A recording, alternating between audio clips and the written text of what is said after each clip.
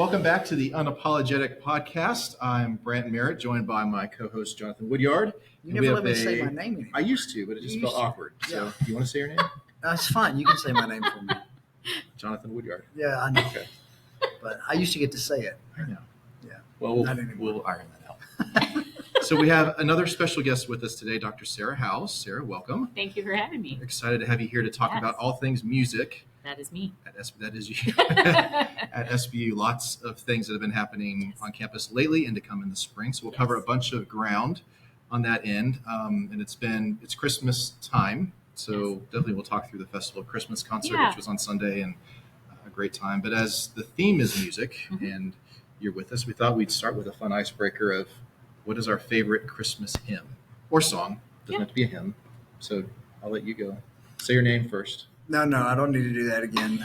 Well, we talked about it too, right? Well, actually, we just sang Silent Night. We had a staff meeting, so I do once a month all staff meetings. So everybody that's involved in student life, from security officers to the health office to res life, everybody gets together once a month, and we do some staff time together. And this week we met down in McClelland, had hot chocolate, and talked about the great things that are going on campus and all the stuff we're doing. And we sang Silent Night together. We love to sing. One of the things I love to do with my staff is sing. Good. So if you come to my lead team meetings on every other Tuesday, we have a hymn. It's on the board, and we sing. We don't play instruments, but we put music on the screen and we sing. So we sing Silent Night. Joy to the World is close to my heart because when people think about the gospel, I think talking about everlasting joy, like when you're reconciled to God through Christ, you are reconciled to what the psalmist says is your exceeding joy. And so this joy to the world, this message of the gospel is not merely get out of hell, which that's true. We believe that, right? There's heaven and hell. There's massive consequences for the gospel, right? But it's about being reconciled to the one who satisfies your soul. So to quote Augustine, your heart is restless until it rests in him. And so just that joy, right? Absolutely. Joy to the world. I think that is just so important for Christians to get their head around. We have this happy news. So joy to the world is close to my heart. Those are good ones. That. Yeah, I love Hark the Herald Angels Sing would be one that I would pick. There's a great version of it that the Chosen Christmas special did a few years ago with Matt Maher. That was really fun that I loved. And then since I have young kids, I also like Grandma Got Run Over by a Reindeer. Of course. A classic. Our girls' favorites. I think there's a Duck Dynasty version that's extra hilarious besides the regular version. I haven't heard that. But I'm going to have to look that up. Those are good ones. My two favorites, Silent Night is one of them. I grew up in a very German background in Minnesota, and so I grew up singing that in German in the Catholic Church with the candlelit midnight mass. And so that just is nostalgia for me. And I just love the holiness of that song. It was always at the end of the service, and that's followed me in any denomination I've ever been a part of. And so that just has reverence for me. Also, the Handel's Messiah. The Hallelujah chorus. I mean, the fact that the king stood because he said, this is so reverent to God that I cannot sit in the presence of this song. Wow. It just speaks volumes to the impact that whole oratorio has. So, You said Minnesota. Yes. I didn't know that. So I came here from Minnesota. I know 12 that. Years I've met Minnesota. Both of your sons on So they retreat. Coming from Minnesota, they never wear jackets now. No. Right, moved here and it's like I was just at a football game with your son, and he was in shorts and a t-shirt. He's like, I'm Minnesotan, and I'm like, you don't have to get sick. That's exactly right. Right, you don't have to be cold. You don't have to be cold. But I understand. It's what part of Minnesota? Glenwood, Alexandria. Oh, the far west. Yeah. Awesome. Yeah, wonderful. Well, that's a perfect segue into where you're from. So we, as you mentioned, are kind of all things music at SBU, and you've taken on multiple roles within the university. A few hats on. So would love to just kind of walk through your background. What brought you to SBU? What are the current mix of your responsibilities and go from there? So yes, I'm a Minnesota native. There we go. I did my undergrad at the University of Minnesota.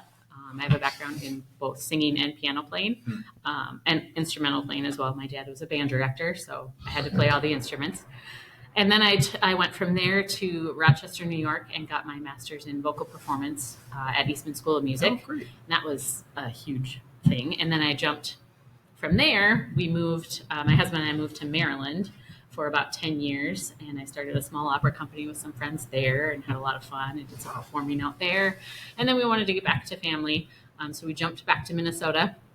And I was like, hey, I love to teach. And I need that piece of paper that says it. So in my late 30s, I decided with 2 kids to go back to grad school. So I got a doctorate from the University of Minnesota there. And then it was 2019. I applied. There were 3 job openings.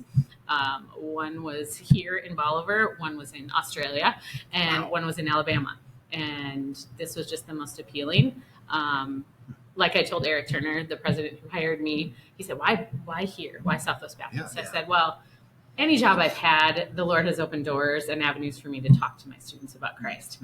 And I've never felt shy about talking with kids about that. But I said, it's kind of fun to be at a school where I don't have to bring Jesus in the back door.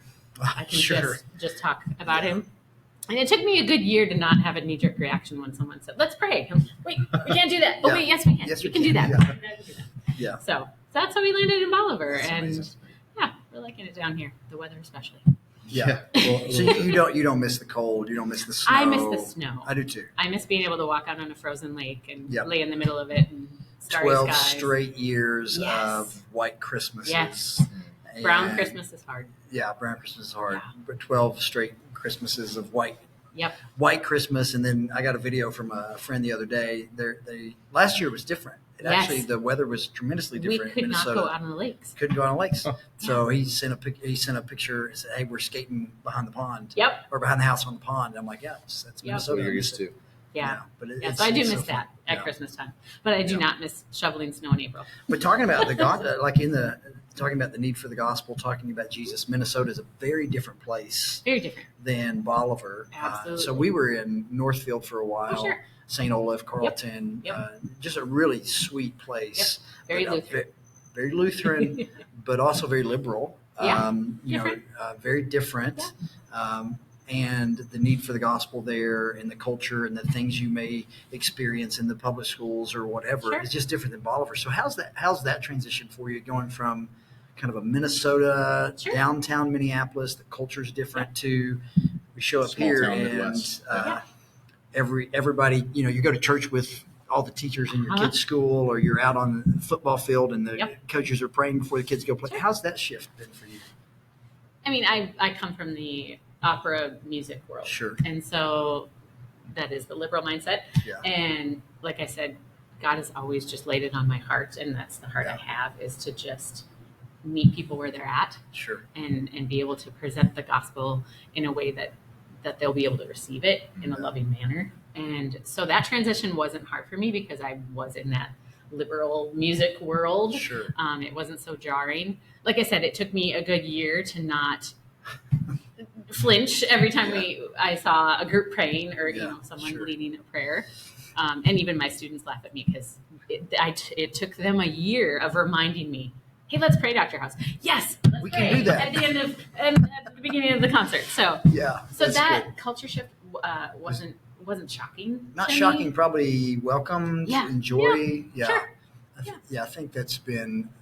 I grew up in Kentucky, so this is very familiar. So but I was transplanted. Yes. Transplanted for a long time. But to be reminded, man, I don't remember what it's like to run into my son's teacher or assistant principal in Sunday school. Right? Yeah. So, but it's been a welcome change for us. In talking about the gospel, kind of stay on the gospel for a second if we could. In terms of in-class opportunities with students, I was struck this week sitting in my office. And I think I told you about this. With a student who they had done something they shouldn't have done. They come see me, and I have an opportunity to walk them through, shepherd, like, hey, we made some mistakes here, but then talk about Christ. And we're in the Bible Belt. We're on a Baptist campus, Christian campus. And I asked this girl if she understood or knew what the gospel was. Sure. No idea. Didn't know what the word meant. Yep. So I told her what the word meant. And she had heard about Jesus, of course. She knows, I've heard about Jesus, but no idea the significance. Couldn't articulate it at all. The cross was just like, I've seen people wear it, but no understanding what it was. So have you had any of those interactions with people that they just don't know? You wouldn't think. I mean, I don't think people understand how we need the gospel, how people, even here today in Bolivar, need to hear the good news. Well, I think we forget and we take for granted that it's a Baptist campus. Yeah. And so we just assume, ignorantly, foolishly, whatever you want to call it, that people know. Yeah. People are coming here knowing the gospel, knowing the saving power of Jesus Christ. No, that's not the case. Yeah. And so, I mean, I get I'm very lucky in what I do because we can't sing without getting rid of emotions first. And so if a student comes in heavy laden and I know it, they sit in what they've deemed the crying chair in my office and we work through that. Yeah. And again, I feel called to what I do because of that. I'm able to use music, and I mean the Psalms were written for music, and so I'm able to use music in a way cathartically to help kids through seasons of life. So, I've had students with immense loss. I've had students who are struggling with, personal relationship with Christ. I can tailor their music to that to help them work subliminally through music, and God can work that way. Yeah. And yeah. Awesome. Yeah. It's great. What an opportunity. Yeah. Well, and that's, so I guess to stand that, we'll talk also through just the day-to-day of what you do, but on that piece in particular, and you mentioned it, I mean, Scripture is full of song. It's full of it tells psalms us to sing themselves. all over. We're commanded to sing and to worship. And so it's not just being on a Christian campus and teaching music. There's a specific lens and worldview that you get to do that through. And so whether the students are believers or not, that's you kind of start with that foundation, which you don't get to do at every university. So how does that work?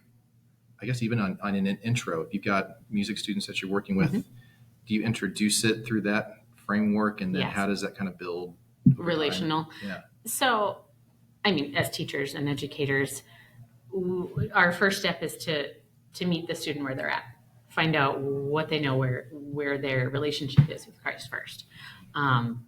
The aggressive approach has never worked for me. It's my mama brain. I can't do that. And I've just never seen it work well. So I always approach teaching from a very motherly standpoint. See where this kid's coming from, see their background. How did they grow up? How did they know Christ already? And then, yes, like I said, I use music all the time to subliminally say, hey, look at that psalm. How does that apply to your life? And in music, I mean, it came out of the church, right? I mean, Bach wrote and said, all for the glory of God. That's everything he wrote in early music. And so that's an easy way in. That is an absolute easy way in. Yeah. We talked about that before, like higher education. It's kind of a Christian idea. And absolutely. Music is leading kind of a Christian idea, which is pretty neat. So your day-to-day wearing lots of different hats, to kind of go back to that. I mean, I've seen you in multiple settings with my girls having been in performance, but now, attending more things and knowing more of the students, getting to see you work. I mean, there's just so much that happens on our campus when it comes to music and performance. There's a lot. Yes. I started here. This is my 6th year. And SBU's been through a lot. The world has been through a lot. I started in 2019 and we finished our musical in early March, and we watched the red map of COVID come, and we didn't come back for a semester and a half. So that was very jarring. And then all the other, things that we've gone through at SBU. I started as just an assistant professor of voice. I taught all of the individual voice lessons. I taught vocal diction, which is learning languages from a standpoint of how to sing them. And that was it. And now I am directing the opera. We try to do an opera every fall and a musical every spring. And with our theater department on hiatus right now, I've taken on that role of bringing in a director to do the directing portion of it, and then I do the music portion of the musical. And then this past year, I've been asked to direct the choir, so in an interim position. So it's been a lot, and jumping back into the choral rep, because I haven't been in that world for a few years, but it's been a lot of fun, and reconnecting with some colleagues just to get a background again of that choral music.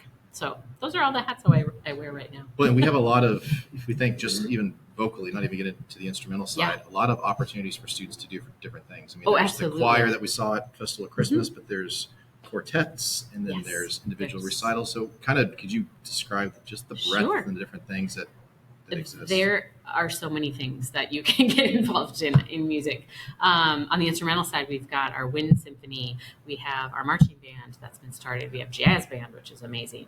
And within that, they're doing small combos. They're doing quartets, all that kind of stuff.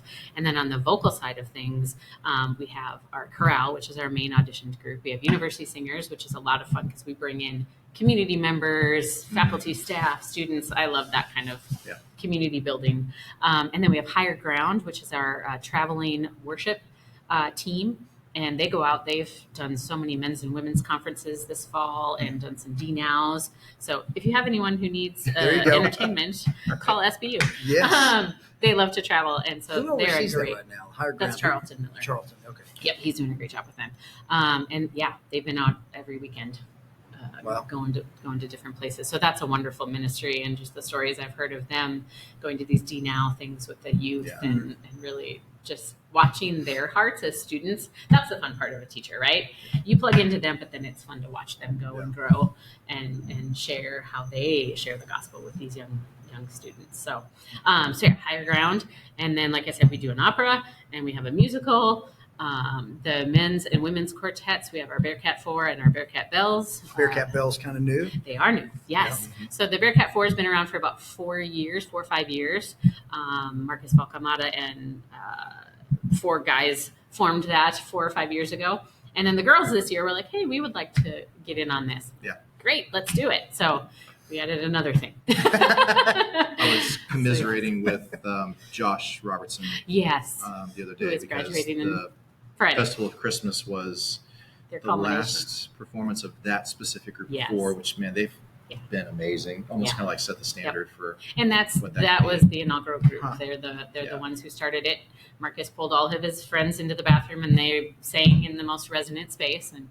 And yeah, So talking about them specifically, because Marcus is graduating, right? So he's student teaching this spring. he's student teaching in the spring. Will he continue with them, or will they replace him? No, so they just Maybe it's held. a secret. I don't know. No, it's not a secret It anymore. is officially public now. It Okay. is. The new 4. Yeah, they had auditions about a month ago. Okay. And they went back and forth, and they decided on 4 sophomores so that they could grow together for 2 years instead of, they had a couple seniors that they were considering, and they just decided, here's 4 sophomores. Yeah. So I'm really excited that they decided to continue that legacy Yeah. instead of just, we're graduating, we're done. So Okay. it's been fun to watch them mentoring these young One guys. of are the 4 sophomores? Is that public? Or, Yes, Okay. Case Swarson, Cole Kirksey. Cole Kirksey, Jeremiah Hauer, and Jaron Bryant, Yeah. Who's already in yeah, there. because he has perfect pitch. Absolutely, That's he what I does. Yes. I don't know what that means, but I think Did he get that it's from his good. dad? Or is Oh, I have no No, idea. that's all on his own. It means if you say, "Hey, Jaron, sing me an E," Yeah. He sing can an do E. it. Yeah. That's great. Very cool. We had a preview day in the Case Bowl Music Building the day that they were doing the auditions. Yes. So it was pretty funny to see the Oh, kind of that's cool. the guys waiting and Yeah, trying to check all with them after nervous. they came out, how they all did. And, Yeah. there's a lot of pressure on that one. And it's fun because it's student led. So again, Yeah. it's fun. Teacher, you plug in, and then you watch them grow and do their own thing. So that's Well, been a and lot. one of the neat things with, and I don't, we're not unique in this. I think most colleges probably have these opportunities, but you don't have to be a music major No, to participate in any of the musical no. groups. Yeah. And so does that, I would imagine for you, that's another layer of excitement that you Yeah. get, it expands the kinds of students Yeah. that you get to work with. And what does that look like for different students to be able to plug in? Sure. And it is slightly unique. I mean, MSU has an amazing program. They have students who go on to Broadway from their musical theater thing, but they have fewer community member opportunities. Because if you're going there to major in musical theater performance, that's who's going to get the roles. You get the priority. Yeah, sure. and rightfully so. So that's one thing I do boast on at SBU is you don't have to be a major to come and be a part of our productions. And last night was fun. We had 55 people audition, which is why it took us 2 hours to get the cast list set. Yeah. But it was so amazing. We had, our youngest kiddo was 8, and we had a Wow. 68, 70. Your daughters? Yeah. Yep. They were in it. They Yep. will be They in will it. be in Yeah. it. I didn't Yep. audition this year. So Sorry. So that was fun. That was fun to see that great. age range come, and it's really fun to watch the kids interact with the community members and with the kiddos, and Yeah. so that's Well, and that's it's a lot of just, as a parent and an employee employee, just to know that, for our kids to get to meet the students. I mean, it's almost kind of like idolizing, like, oh my gosh, that's Josh. Well, I'm going to out your little girl, your sweet little Emily. At the very end of the production last year in Fiddler, we have a tradition where we mop the stage all the way to the end, and then we have a song that we play at the end, and we're all jamming and singing, and your daughter just was in tears. Oh, gosh. And I went and I hugged her. I was like, what's the matter, sweetie? And she's like, oh, I'm going to miss you all so much. So that, I mean, that's and good. Then we were all crying because we're like, oh, that's so sweet. Oh, wow. So those opportunities are great. And like I said, I think that is unique to smaller schools anyway. That you have that well, and for our students to get that exposure too. Yep. I mean, so there's just so many opportunities for them. I mean, and I'll use Josh as another example. Yeah. He does everything, vocal, instrumental. I mean, and so I don't know if this is not a lot of other classroom higher education settings that you've been in, but in talking with colleagues, how unique is that? Just the opportunity for students to be able to do so many different things and not be locked into just that one thing. Sure. So I've taught at 6 or 7 different universities at varying levels, private schools, public schools. Slightly unique. The smaller the school, obviously, the more you're going to have crossover. In my undergrad, there was a ton of crossover. I did everything. I played in jazz band, wind symphony, sang in all the chorales, did all the things, played all the piano. What's your instrument? I played bassoon and bary sax in jazz band. Nice. Yeah. Like I said, my dad was the band director, so I had to play whatever he needed. So, so sometimes to our students' detriment, are they involved in too much? There are times that we have to say, whoa, we're going to take this off your plate because we still want you to survive and we want you sleeping and well at the end of this journey. So but it's fun because our biggest thing is obviously music education. Yes. And so giving those opportunities to the students because they're going to go out and do this. And so showing them that model, hopefully in a good way, showing them that model of you can build community around you. And it's a great way to build a community is through music. Yeah, absolutely. Yeah, even though we're small, it's still, you can get lost a little bit if you don't find sort of your pockets of people. And that's a great place to find. It's a great recruiting tool as well. Yeah. Just saying, hey, if you're, don't have a niche and you want 40 instant friends, come be in the music department. So, yeah. What was one of the things I was going to ask about? Mm-hmm. So music education for sure is an easy application for students to think, what am I going to do with music? Mm-hmm. Because there's only so many New York Philharmonic, London Symphony that have seats that you can actually go perform. 5%, So besides music education, maybe what are some of the other avenues that you've seen our students go out and use? Absolutely. Their gifts or apply so, we've had so many. Right now we have a recent grad, Brittany Tarrant, is at Princeton University, getting a history major and thriving there. We've had students go on to music admin. I had a recent student go to Carnegie Mellon, which is one of the top 5 schools in the nation for music administration. So going in and being the head marketing person or head admin person in an opera company. They went there to get a degree in that. What's that? They went there to get a degree in that. Okay. Yeah, so they go on to get a master's degree. They get a master's degree and then go on. And then go on to, and they're working and employed. Obviously, church music is a big thing. We have a lot of worship leaders. Our students who are current students, actually, we try to plug them into different worship positions. One, because then we can mentor them in that role. General music degree, like a BS or a BA. They're maybe going on to get a different full-time job, and then they're singing on the side. They're singing with larger choirs or doing smaller shows or going and trying out at Sight and Sound in Branson. So Sight and Sound is a pretty cool local opportunity for it's a great local place too. Absolutely. So we touched a little bit on your work with students and kind of using music as a way to encourage, help them grow. What are just maybe some ways or some stories that you've seen students, whether they're music majors or not, but coming in and music being maybe that linchpin piece that's made their faith real or really an opportunity for them to grow closer to Christ? I would say that music gets this is not personal, students, if you're watching this, but music gets the misfits, right? It gets the outliers, the wayward strangers, all the song references. But yeah, it's a way for someone who doesn't really fit the mold, maybe, to find a group of people to come around them. And what's been fun about SBU is just watching those students who are a little bit more confident in their faith and a little bit more anchored in their faith, grew up in it, that kind of stuff, come around those students who don't have a place and don't have a way to fit in. And the number of students who've also brought in people, sophomore or junior year, they've had a roommate who isn't quite fitting in or is, struggling. And they say, hey, come to choir. Because they know that music is a way in for the gospel. I mean, how many times have you been sitting in a worship service and God just tugs at your heart through a song? Through a song, yeah, absolutely, 100%. And so that's what I love about our students. They see those outliers and they see those wayward souls that need to come in and just hear the gospel through song. So, yeah. And I think that is why the Bible talks so much about make a joyful noise, sing unto the Lord, all the references of music is by design.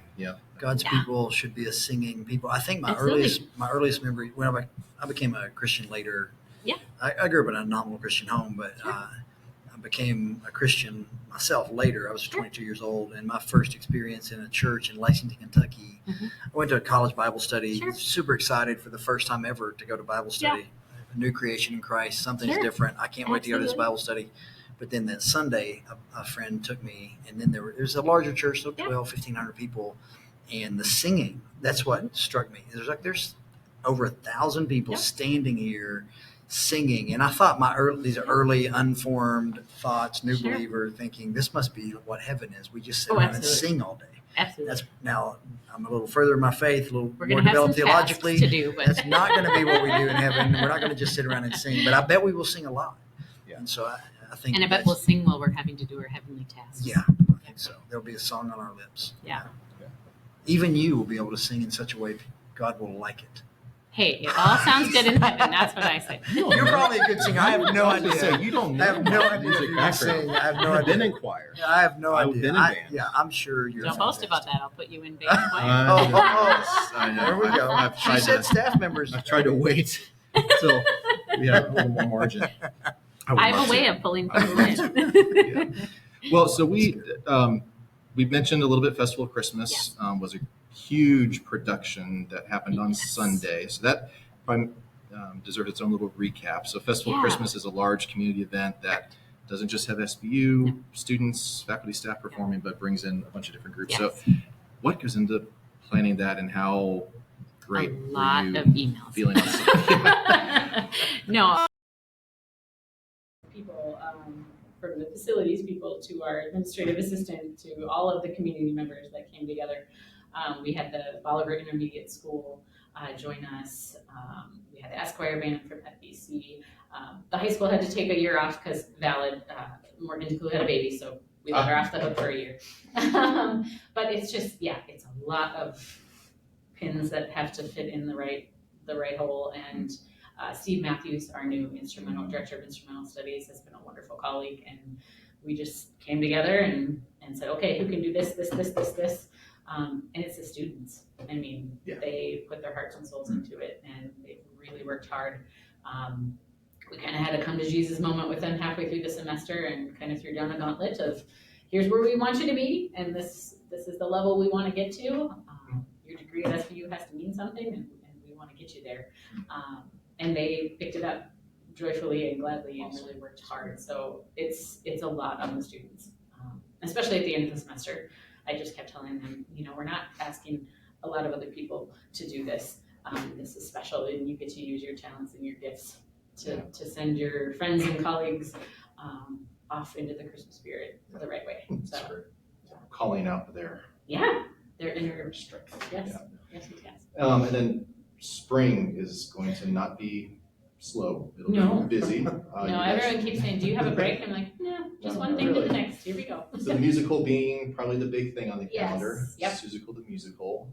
End of March. What is that going to be like getting to that point, and what else are you looking forward to in the spring? Yeah, so we just had auditions last night. said, 55 people. It was amazing.